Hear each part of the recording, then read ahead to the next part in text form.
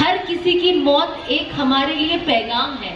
میں جہاں رہتی ہوں میرے سامنے ملت نگر ہے, وہاں سے جب بھی کسی کی فوت ہوتی ہے نا اناؤنسمنٹ ہوتا ہے کہ فلانا انسان یہ بلڈنگ میں رہنے والا, یہ فلیٹ نمبر, اس کی امی اس کے ابو ان کی فوت ہو گئی ہے, نماز جنازہ اس وقت ہے. اور جب وہ سنتی مجھے لگتا ہے اللہ ایک دن میری بھی ایسی اناؤنسمنٹ ہوگا, ہے نا, ہم سب کا ایسی ایک دن اناؤنسمنٹ ہوگا کہ اس کی امی, اس کی بیوی, اس کی ماں آج چلے گئی, آج اس جنازہ میں ان کا جو نماز جنازہ اس وقت آ جائے, اور اس کے بعد ہم ختم, ہماری کہانی ختم ہمیشہ کے لیے. تو ہمیں کوشش کرنی چاہیے کہ ہم اپنی آخرت کو سوچیں. آج ہم نے یہاں پہ لکھا ہے پروفٹ فار آل, رسول اللہ صلی اللہ علیہ وسلم سب کے ہے, لیکن ہم اپنے آپ سے پوچھیں. میں اس دن بھی اس میں گئی تھی ایونٹ میں ان کے, جب انہوں نے لکھا تھا, جب یہ لکھا تھا اور میں وہاں گئی تھی, تو میں نے کہا ہم سب جتنے بھی لوگ آج آئے ہیں, ہم گھر جائیں, آئینے میں اپنے آپ کو دیکھیں اور اپنے آپ سے سوال کریں کیا ہم واقعی عاشق رسول ہیں. صرف نعرہ لگانے کے لیے ہمیں عاشق رسول نہیں بننا ہے, اس سے کچھ نہیں ہوگا, کوئی فائدہ نہیں ہے. جو پتہ ہے رسول اللہ صلی اللہ علیہ وسلم کے اوپر حملہ ہوا تھا, اور جب ان کے چاچا نے جا کے ان کو کہا کہ میں نے جا کے اسے مار کے آیا ہوں, تو رسول اللہ صلی اللہ علیہ وسلم نے انہیں جواب کیا دیا کہ یہ تو میری ذات کے اوپر بات تھی, اگر آپ نے اس سے اچھا اگر آپ نے میرا کلمہ پڑھا ہوتا ہے نا تو مجھے زیادہ خوشی ہوتی.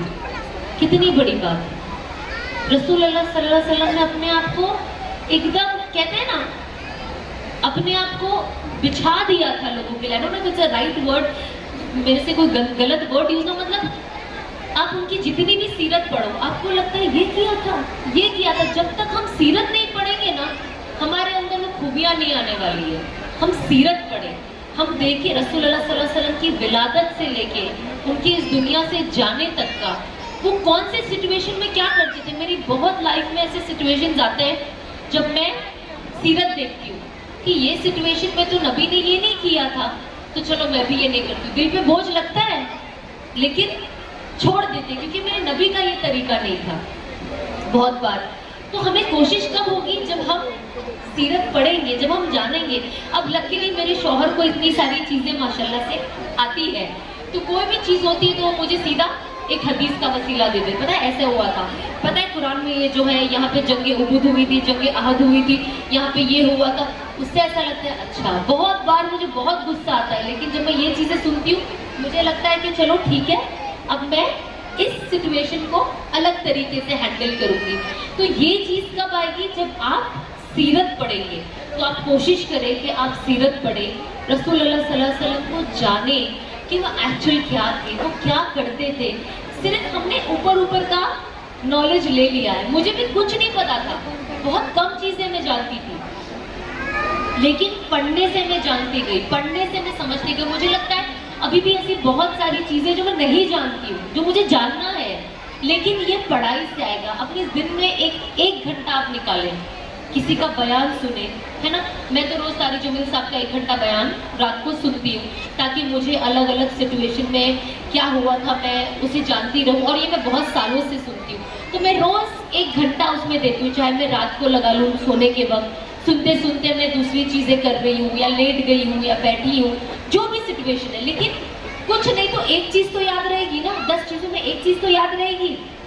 تو ایوری ڈے تعلیم کے لیے اپنے آپ کو ایک وقت دے کہ نہیں مجھے, میں تو جیسا میں مدرسہ نہیں جا رہی ہوں, میں کہیں جا نہیں رہی ہوں, تو میں کوشش کیا کروں گی کہ میرے پاس جو بھی سہولت ہے میں اسے یوز کروں, اور میں اس چیز سے علم حاصل کروں, ہے نا. اور بس ہمیں کوشش کرنا ہے, کہتے ہیں نا کہ انسان کی اگر حرکت غلط ہو گئی نا تو وہ اسے سدھار سکتا ہے, لیکن اگر انسان کا علم غلط ہو گیا تو پھر بہت پرابلم ہے.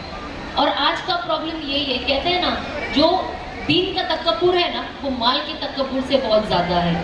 میں نمازی, میں حجابی, میں اس سے بہتر, میں اس سے بہتر. ہمارے اندر یہ جو تکبر آ گیا ہے, یہ سپیریورٹی کمپلیکس, یہی تو ابلیس کا تھا نا کہ میں اس سے بہتر ہوں. آج ہم سب کس بنیاد پہ ہم کہتے ہیں کہ ہم کسی سے بھی بہتر ہیں, اور وہ کہاں سے آتا ہے وہ کانفیڈنس کہنے کے لیے کہ میں کسی سے بہتر ہوں. میں کیا جانتی ہوں, ہو سکتا ہے کل یہ انسان توبہ کر لے, میرے سے آگے نکل جائے. میں کون ہوں کسی کو کہنے والی. میرا کام ہے دین کی دعوت کو آگے لے کے جانا. میری پاس جو نالج ہے چھوٹی موٹی میں شیئر کروں گی. بھائی میرے بولنے سے کسی نے 2 رکعت نفل بھی پڑھ گیا تو میری تو مغفرت ہو گئی نا, میری تو آخرت بن گئی.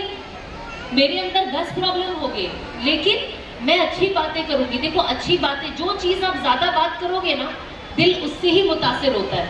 اب میں آپ سے یہاں پہ بیٹھ کے دنیا کی باتیں کروں گی, پیسے کیسے کمانا ہے, بزنس میں کیسے آگے جانا ہے, تو آپ کے اندر ایک جذبہ پیدا ہوگا, میرے کو بھی ایسی بزنس کرنا ہے, میں بھی یہ طریقہ اپناؤں گی, میں بھی یہ طریقہ ہے نا. اب میں آپ کو کوئی کھانے کی ریسیپی بتاؤں گی 1 گھنٹے تک, تو آپ بھی سوچو گے گھر جا کے مجھے یہی کٹلیٹ بنانا ہے, مجھے یہی فلانا بنانا ہے. انسان کا دماغ ہی ایسا ہے. اب وہی چیز جب میں آپ کو اچھی باتیں کروں گی دین کی, آپ کے اندر بھی آئے گا, نہیں مجھے بھی جا کے نماز پڑھنی ہے, نماز وقت پہ ادا کرنا ہے. قبر میں سب سے پہلے آپ کو کون بچائے گا؟ آپ کی نماز. سب سے پہلے جو آپ کے فیس کے پاس کھڑی ہو جائے گی وہ آپ کی نماز ہے.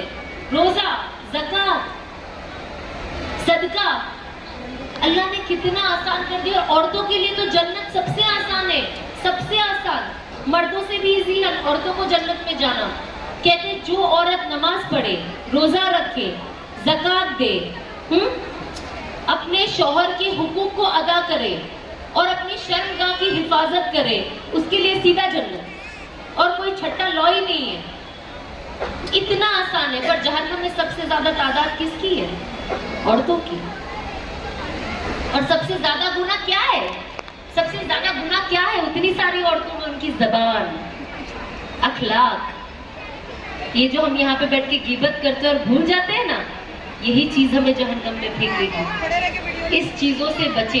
بہت گندی بات ہے, بہت گندی بات ہے. کہتے ہیں نا ہم اگر کسی انسان کی عزت کسی ایسی جگہ پہ نکالتے ہیں جہاں پہ اس کی عزت ہے, اللہ سبحانہ و تعالیٰ آپ کی عزت پھر ایسی جگہ نکالیں گے جہاں پہ آپ کی عزت ہے. یہ چیزیں ہمیں دنیا میں ہی ملتی ہیں. اور جو نیک عورت ہوتی ہے, چاہے وہ توبہ کرنے کے بعد بھی نیک ہو جاتی ہے نا بھائی. اب کبھی کسی کو بولو گے تو کہیں گے نہیں پہلے تو یہ کیا تھا, 10 سال پہلے وہ کیا تھا, وہ نہیں. اللہ سے آپ نے توبہ کر لی, بات ختم. اس کے بعد اگر آپ نے ایسی کوئی گندی چیز نہیں کی ہے تو آپ اللہ کی نظر میں نیک ہو.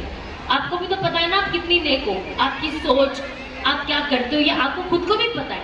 کہتے کسی نیک عورت پہ اگر کوئی الزام لگاتا ہے تو وہ قیامت کی صبح تک, اسباب غیبی طور سے بتا رہی, مطلب اللہ کا غصہ اس پہ, کہ اگر وہ قیامت کی صبح تک بھی تہجد میں اپنا سر رکھے گا زمین پہ تو بھی اس کے لیے جہنم ہے.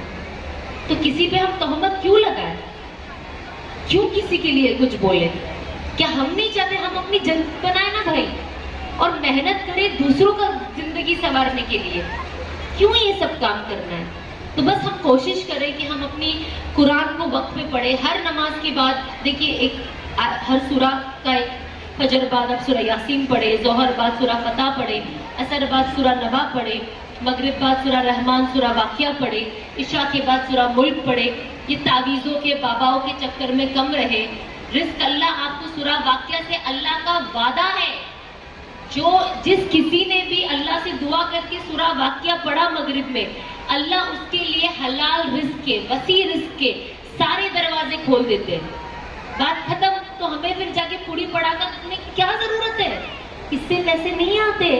یہ سب باتیں ہیں, یہ سب آپ کو بیوقوف بنانے کی باتیں ہیں. اللہ سے رزق مانگے, حلال مانگے, ساتھ ہی ساتھ وسیع رزق مانگے. وسیع رزق اس کے دیکھو حلال کی روزی کا بھی قیامت کے دن ہمیں سوال جواب ہے.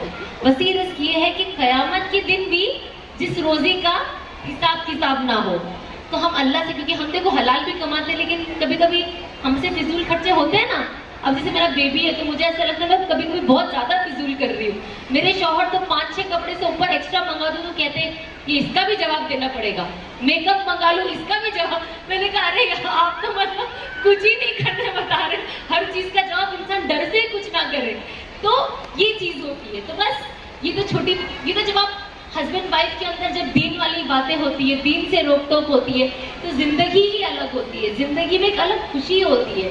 تو آپ کوشش کریں, جتنی میری بہنیں بھی یہاں پہ ہیں آپ کوشش کریں. دیکھیے بہت بار ایسا ہوتا ہے, میں نے خود دیکھا ہے, جب لڑکیاں کہتی ہیں ہمیں داڑھی والا شوہر نہیں چاہیے, and that is very sad. کہتے ہیں جس انسان کے چہرے پہ داڑھی ہوگی, سنت کی داڑھی ہوگی, قیامت کے دن اس کا چہرہ چاند جیسا چمکے گا. جس نے اس دنیا میں داڑھی رکھی ہے. کیوں؟ کیونکہ وہ نبی صلی اللہ علیہ وسلم کی دیکھا دیکھی ہے.